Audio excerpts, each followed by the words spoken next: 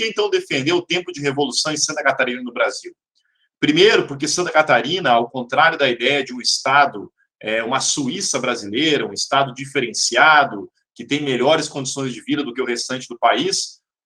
de fato, não é isso que nós verificamos. Se há algo que de Suíça em Santa Catarina, é o fato de que a elite econômica que aqui vive, que aqui explora a classe trabalhadora, simplesmente não paga impostos, porque nós renunciamos mais de 14 bilhões esse ano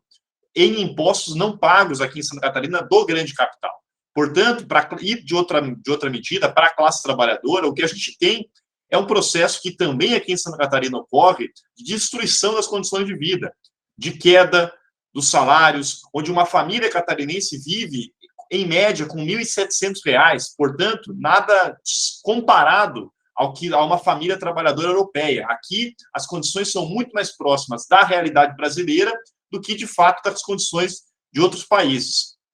Então, diante disso, a gente tem que apontar o tempo de revolução também aqui em Santa Catarina. Apontar a piora das condições de vida da classe trabalhadora, apontar a manutenção das taxas elevadas de desemprego, também aqui no nosso estado, apontar a forma como as contra-reformas trabalhista, previdenciária, atacam os direitos dos trabalhadores em Santa Catarina, apontar a maneira como o governo Moisés assaltou, saqueou 14% do salário, do rendimento dos aposentados, tudo isso que vem acontecendo no nosso estado. Apontar a maneira como as empresas públicas vêm sendo sistematicamente entregues para o capital privado, a forma como a Universidade Estadual de Santa Catarina, a UDESC, tem sido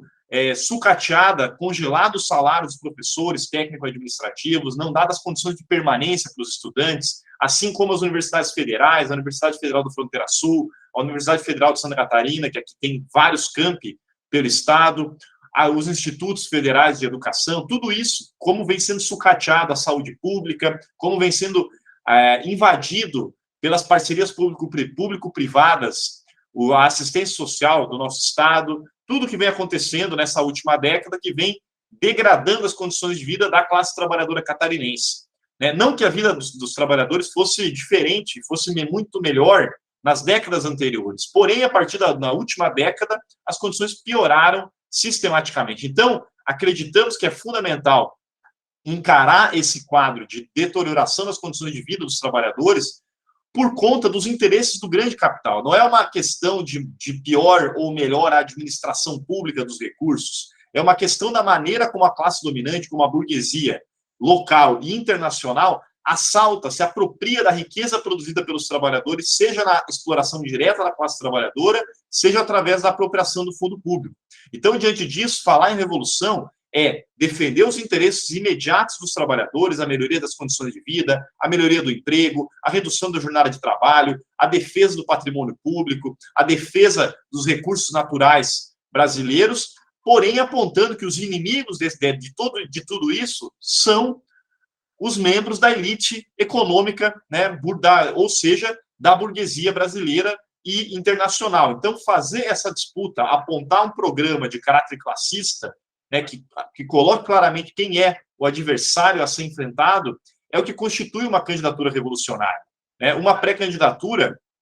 que, ao fazer isso, também não fica na mera administração dos pequenos interesses, que aponte que a única maneira de superar esse quadro é através da construção da revolução e do socialismo. E para construir revolução e socialismo, é preciso necessariamente que a classe trabalhadora esteja organizada. Falar em revolução sem classe trabalhadora organizada é um mero sonho, uma mera utopia, e nós não queremos uma utopia, nós queremos uma realidade concreta diante da organização, mobilização e politização dos trabalhadores, que é para isso que uma pré-candidatura e depois uma candidatura deve servir. E aqui na Grande Florianópolis é encarar o fato de que a ampla maioria da nossa região é formada pela classe trabalhadora. É formada por essa classe trabalhadora que trabalha na ilha, mas tem que morar na região continental.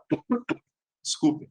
É formada por essa classe trabalhadora que está inserida no setor da tecnologia aqui da cidade e que, nos últimos anos, vem passando por um processo sistemático de demissões, de piora das suas condições de vida. É falar para uma ampla gama de servidores públicos que, numa capital, como é aqui em Florianópolis, concentra justamente esses trabalhadores do serviço público, que vem sendo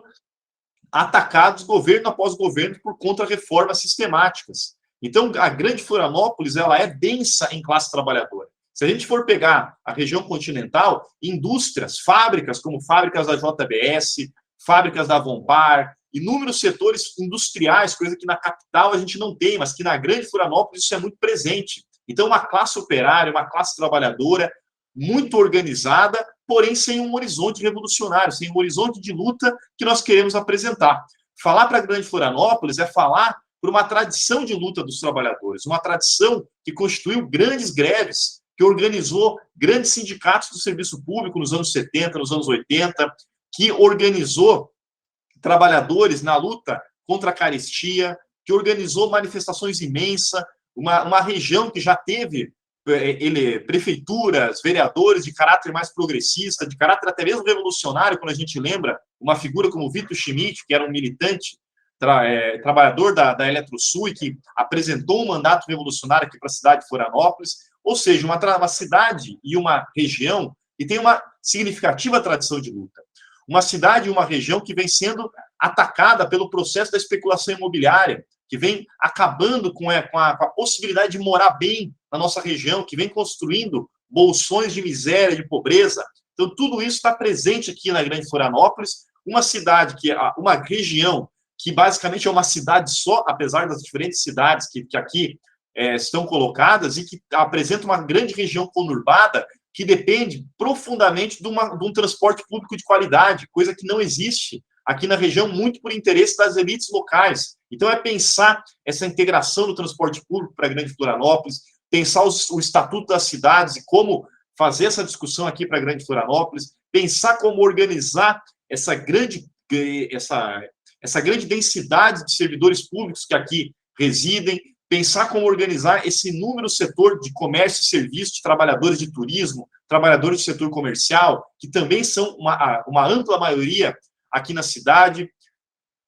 aqui na região, pensar como organizar todos esses setores, pensar como organizar um setor popular, que aqui, no caso aqui de Florianópolis, vem passando pelo processo de discussão do plano diretor, pensar como organizar os bairros de Florianópolis, São José, Palhoça, pensar como organizar os agricultores familiares que na região de Santo Amaro, na região de Rancho Queimado, são muito presentes, e também aqui na ilha, em regiões que ainda têm essa característica de guardar alguma produção agrícola. Tudo isso é fundamental de ser organizado, mobilizado e politizado nesse processo. Acredito profundamente que nós precisamos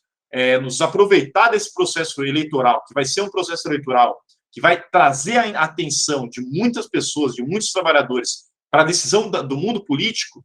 um processo de politização, construir um programa. Portanto, nós também inauguraremos, tal como fizemos na nossa candidatura há 2 anos atrás, a vereadora aqui na cidade de Florianópolis, uma construção através de plenárias, de discussão programática,